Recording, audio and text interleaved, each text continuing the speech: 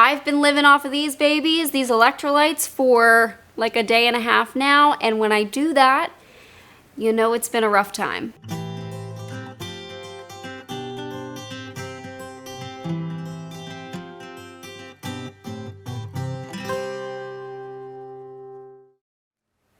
Hey guys, it's Maggie and I am back today. Thankfully, I am feeling better, but the last couple days, I don't know, day and a half, not so much. Unfortunately, the day before yesterday around evening time, I was getting ready to make us dinner. It was kind of getting a little bit late, and I was like, we should probably eat. At some point, we should eat something. So I was like, let me think about what I want to eat. And as I started to think about food more, I realized that my appetite was very quickly ceasing to exist. It was going away. And at the same time, I started to notice this sour feeling in my belly that went up my throat into my mouth. Like I could taste it. And it didn't take me long to be like, you know what? Never mind. Fend for yourself, 𝐜𝐸𝐬𝐧𝐞𝐬𝐬. I shall be not eating this evening because I didn't want to add anything on top of what could potentially be going on. And it didn't take long for my ostomy to follow suit. It started picking up with its output, getting very watery.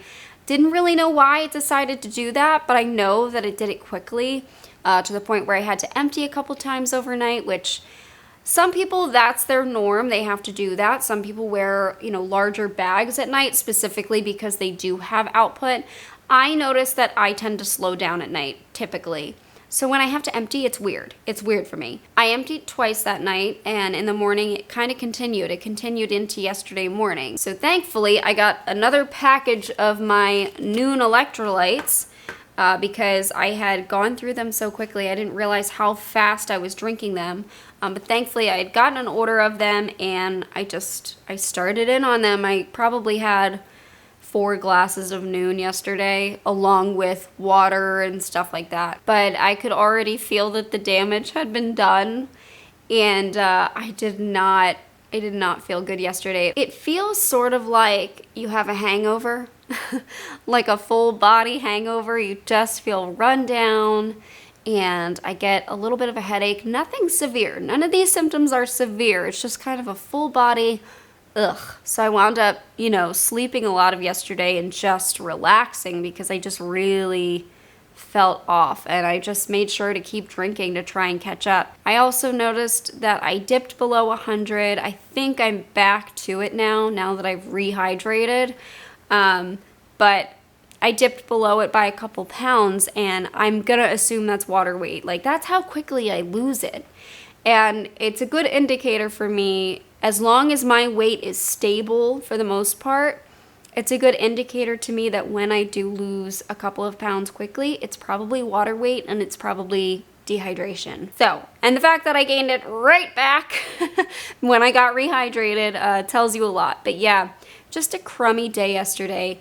And it made me think about flaring with inflammatory bowel disease and being somebody that's kind of gone through it with surgery and having things removed. I've had a few people ask if, my surgeries of removing the colon and rectum, if that was my cure for Crohn's disease. Unfortunately, Crohn's does not have a cure, and Crohn's can appear anywhere from your mouth all the way through. My disease just happened to be more severe in the lower area, my rectum and my colon. But I actually, when I was very first diagnosed, had inflammation from my esophagus all the way through. I was just a big, old, red, angry GI tract with a couple of eyeballs and a mouth. That was basically what I had going on. Once I went on treatment, it did help, the upper portion of my GI tract, but obviously not my colon and rectum so much since we got rid of that. But to answer that question, I will always have Crohn's, unfortunately. When it comes to talking about flares, though, it's so hard to understand when I'm flaring. Prior to having a stoma, my symptoms were mainly GI when it came to Crohn's disease. I know that a lot of people have extra intestinal symptoms, you know, outside of their intestines. But for me, it was a lot of abdominal pain, a lot of weight loss, and bloody diarrhea or constipation. I switched over to constipation with the stricture. But originally I was a pretty typical IBD patient with a lot of loose bowel movements and a lot of blood, a lot. But then I got the ostomy. And that kind of blurs the lines of symptoms, at least for me. I don't know if you guys have noticed this if you have an ostomy and Crohn's disease or, you know, some form of IBD. My normal, I would say, for my output has a wide variety that I still consider normal, especially depending on what I ate. So if I don't eat very much, I tend to have a lot looser output. If I eat more, especially vegetables and stuff or starchy stuff, it's thicker, and that's kind of normal. So then when I have a day like yesterday and the day before where my stomach kind of hurt and my output got a little weird, it's so hard for me to identify what it is from. Was it something that I ate that just, you know, I don't have a colon to slow things down and that's why it acted that way? Or was maybe Crohn's just having a little party in there? I don't know. I know that on my recent scans, I had an MRI last November. There was no inflammation. There was no evidence of IBD. That doesn't mean that you can't have IBD symptoms though. So it's so hard to know when I'm flaring. See, if I had blood coming out of me, then I would know. Then I would say, that's probably Crohn's. I haven't had any blood since, I guess, probably my ostomy. Even leading up to my ostomy, when I had the constipation, wasn't nearly as much blood, but it's so hard to tell. It's so difficult to say, like, yep, that was a Crohn's flare. So when I'm asked that question, I don't know how to answer it. Like, maybe it was Crohn's, or maybe I just ate something stupid that I shouldn't have. And with abdominal pain, this is really, I don't know if this makes sense to you. When I was younger and I never had surgery before and it was just Crohn's disease that we knew of, it was likely that my stomach ache was from Crohn's. Now I've had a lot of surgery. I have scar tissue in me that causes abdominal pain for me sometimes. I have had kidney issues, which has caused different abdominal pain, but pain within me. I was told that I had adenomyosis, which, like, maybe that causes pain. And then when I have my period, I get abdominal pain and things don't seem to work the same as they do throughout the rest of the month. There are so many other factors, I feel like, now that I'm older and have gone through a lot with the disease, that it just, like, I don't know why I'm having a stomach ache. I mean, sometimes I can tell it's the food that I eat, but I don't always know. So it's a funny question to look at. I'm sure, though, that if I had active inflammation in my intestines, I would know. Or if I was bleeding, like, that is a pretty clear indicator. But now the lines are blurred and I just have no idea what's going on in me. So I had a rough day yesterday, a little bit the day before. Today, we are better.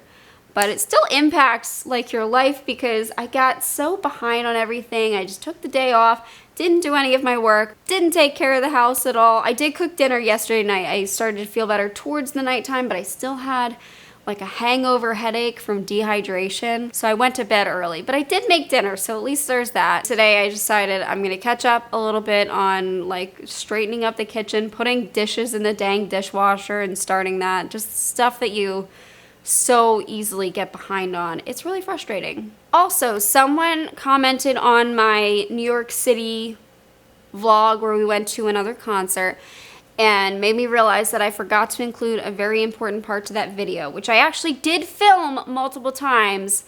But what happened was I wanted to talk about my experience walking through security at Madison Square Garden as opposed to when we went to the Blink-182 concert in Hershey. My guess was that it was going to be a lot easier going into Madison Square Garden just because it was bigger and they have a lot more events, and I was right about that, thank goodness. And their restrictions were a lot looser. I filmed this part of the video when we were in the actual arena and also when we were in the merchandise line.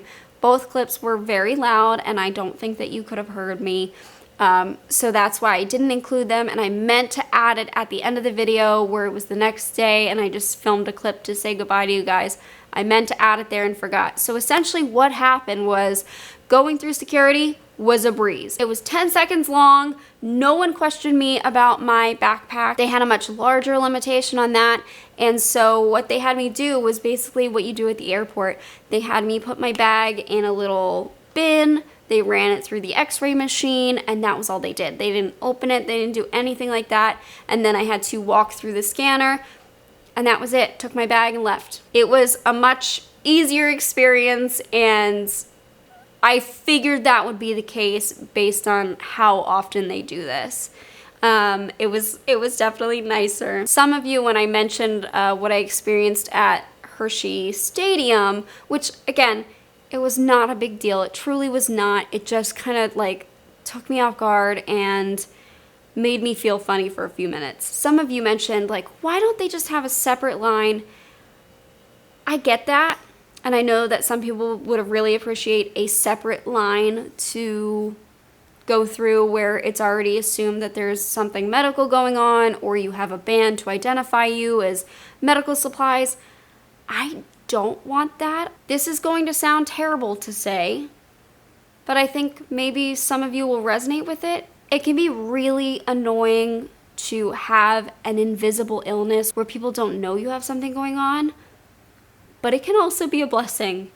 I don't always like to shout out what I've got going on, which sounds funny as somebody who shouts it out on the internet, but in real life, I don't want to have to explain it, or I don't want people to automatically know. And going in a separate line or having a tag on my backpack, that takes away my ability to keep it invisible. So I know invisible illness, it is very difficult, and it is really hard to get people to believe you sometimes. Unless you pull up your shirt and like, here's my scar, here's my bag. But sometimes I do like to just blend in. I don't want to go in a separate line, and I don't want to tag my backpack or wear a wristband that says medical needs, or, you know, whatever it is. And I know that's a luxury not everybody gets. I understand that. I also understand the venue's need to make sure that I'm not bringing in something that I shouldn't be bringing in.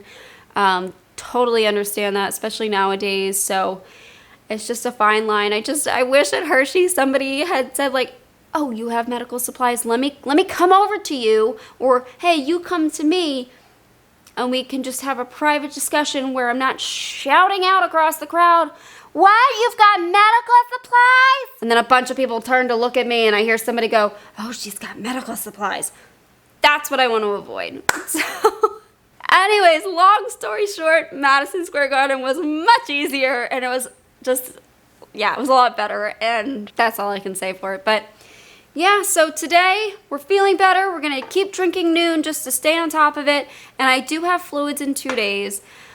I think you guys can kind of see why I call it my safety net, because these random days where I just suddenly don't feel good and my ostomy pours out and I lose a couple pounds, those IV fluids like back me up and keep me from going too far in the negative. Although I'm happy, I think that I got myself out of it. I think that I did that. I drank enough yesterday, and I'm drinking enough today to where we fixed the problem. We fixed it. We caught it. Such a pain in the butt, but you know, it is what it is. Thank you so much for tuning into this video. I really appreciate it. I hope that you guys are feeling great, and I will see you all very soon. Bye, guys.